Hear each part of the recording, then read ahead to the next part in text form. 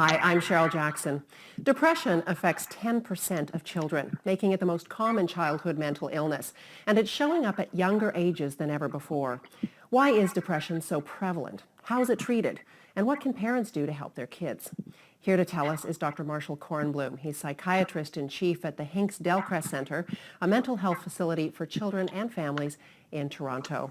Welcome, Marshall. Thanks for coming in. Thank you. And why is depression so prevalent in children? You know, I think of children as being canaries down the mine. So children are more sensitive to all kinds of stresses, whether they're physical, environmental. So there's going to be a trickle-down effect from parents, from society, down to children who really are going to show the first signs of those kinds of stresses. Okay, well, we'll get to the signs in a minute, but first of all, what causes depression in children? So there are biological causes, genetic causes, and psychosocial causes. We know, for instance, that depression runs in families.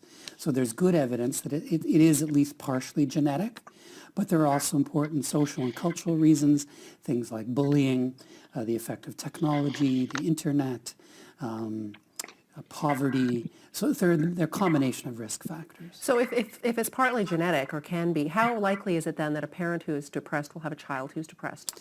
So there is a greater likelihood, anywhere from 10 to 25% of a risk.